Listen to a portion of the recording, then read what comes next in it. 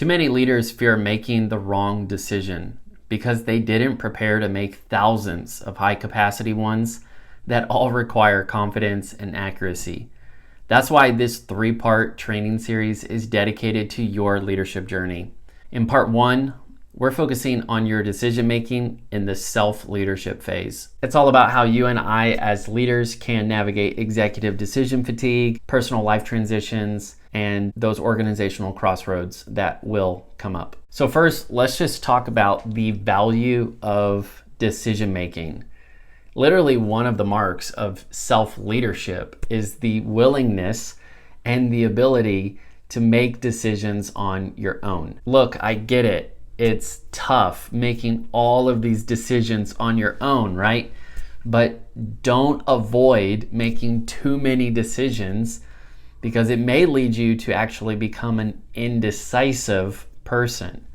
And there are so many side effects that come with that, like double-mindedness and confusion and more. So that's all about being decisive. But what's decision fatigue? If you're a leader, you're getting pretty comfortable with making decisions.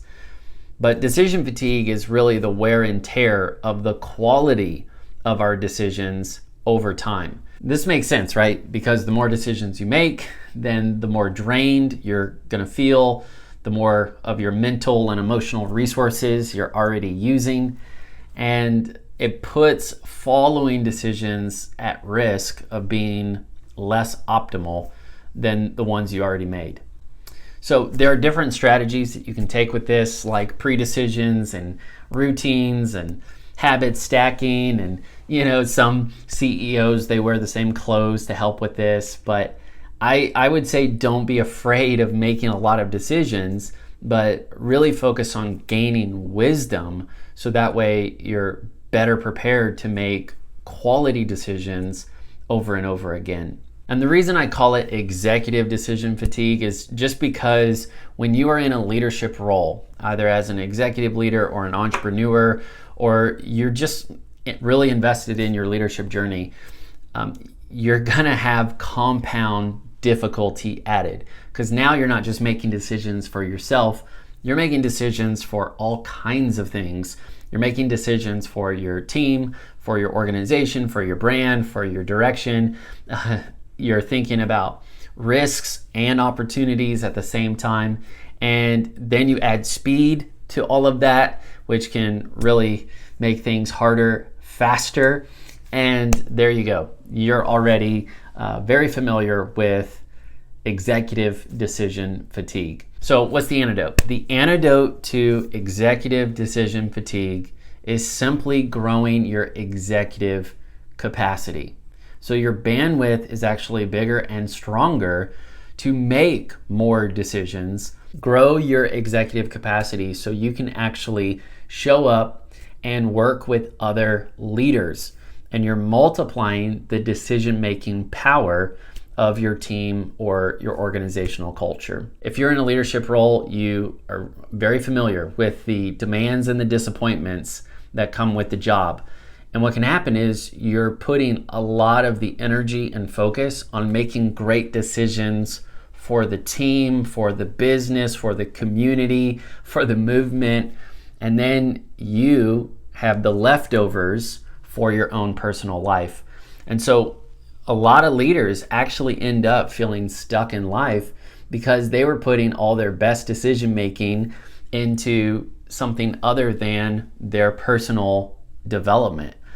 And we can get tunnel minded, right? We're focused on the next hill, the next campaign, the next target, the next victory, and we're hitting the pause button way too often and far too long on the things that are meant to enrich us at an individual basis. This could be just important decisions about your health, about your finances, about your key relationships, about your values and how you're going to show up in different seasons of life. And executive decision fatigue can actually put these big life transitions on the back burner, and you never have the energy to go work on them or sort them out And so it actually creates a lot of procrastination and disappointment and a lack of fulfillment. Okay, so now we know it's at stake here. We cannot tolerate indecision. We need to be aware of the effects of executive decision fatigue, and we just need to commit to be really decisive, particularly in our personal life. So that way we're not missing out on big life transitions or opportunities. Now, before we go any further, let me quickly say thank you for preparing for a really long, strong leadership journey. Make sure that you subscribe to this podcast and get access to the Leadership Preparedness Assessment. It'll take you about 4 minutes to go through, and it's 100% paid for. Okay, so let's summarize. When you are in an executive role or you're a leader and you're experiencing this kind of executive decision fatigue, you're procrastinating the big decisions that are going to help you transition well into different seasons of life. And so now you're not even showing up ready. You're tired and you're unprepared. And that is a big red flag when it comes to organizational crossroads. Because when the team needs to pivot and be responsive and be decisive and move quickly, then the burned out, hurt, discouraged leader is going through all of the effects of this executive decision fatigue. And what can happen is you become risk adverse.